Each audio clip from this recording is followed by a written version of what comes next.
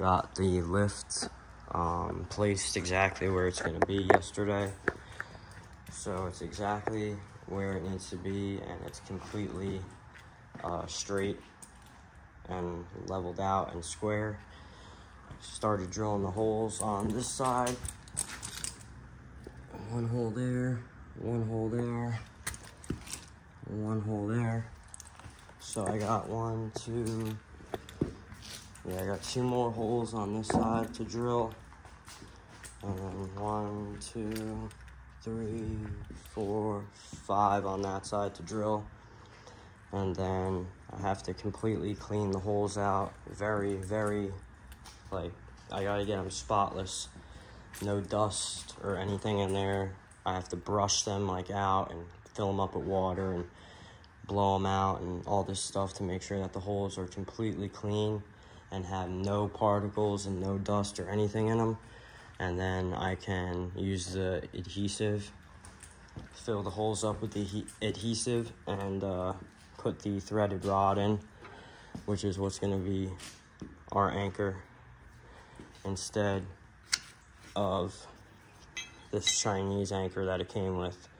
Which, by the way, the anchors that this came with only have the ability to go 4 inches into the concrete. So for everybody saying that 4 inches isn't enough, if you do your research, 4 inches of concrete is actually fine for a 9,000 pound lift.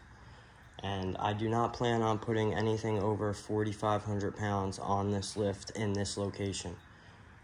That is a fact. Nothing over 4,500 pounds is going to be going on this lift.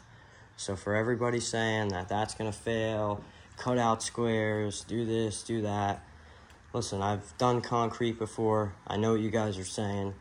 And if this was a 12,000 pound lift, and I had a higher ceiling and planned on going higher with vehicles, or planned on loading vehicles anywhere near the capacity of the lift, I would be cutting out, you know, a 30 by 30 square or whatever I had to do, drilling into the side of the existing slab, and then also under the existing slab, removing dirt so that when I pour the new concrete, it gets underneath the slab.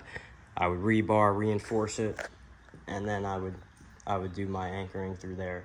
But it's just not necessary for me personally in my particular situation. I completely understand what everybody is saying, and I do agree with you if the circumstances were you were going to use this lift to its max capacity or close to its max capacity, or for anything bigger than light compact sedans, Toyota Camrys, Corollas, Honda Civics, things of that nature, then I suggest, you know, go as deep as you can, and, you know, get that anchor set as deep as you possibly can, especially with the floor plate on the 9,000 pound lifts being a little smaller than the floor plate on, like, say a 10,000 or a 12,000 pound lift. I would definitely say, you know, at least 5.5 inches, 6 inches I would go, but 4 inches, I'm good with 4 inches, and we're gonna have no issues. And if we do have an issue, trust me, I will post a video, and I will say what happened, and I will tell about what failed, because it will get a ton of views, and I bet I get a ton of subscribers from that. But I do not believe that we will have any issues with the way we are doing things.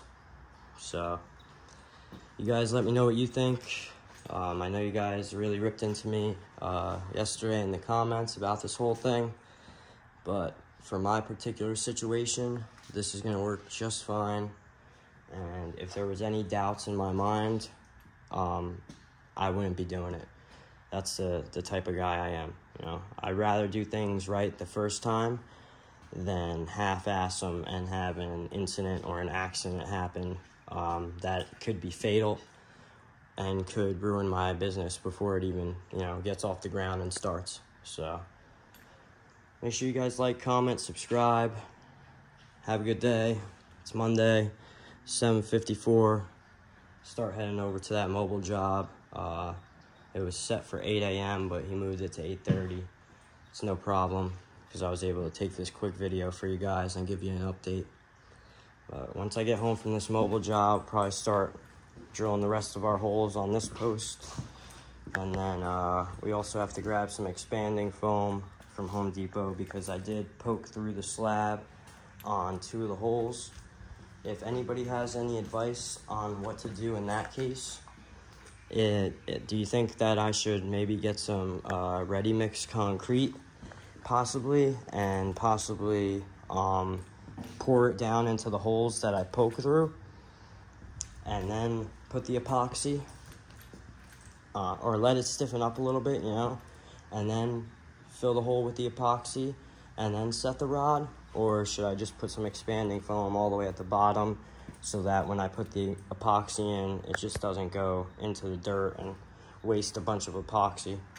What do you guys think I should do about that issue?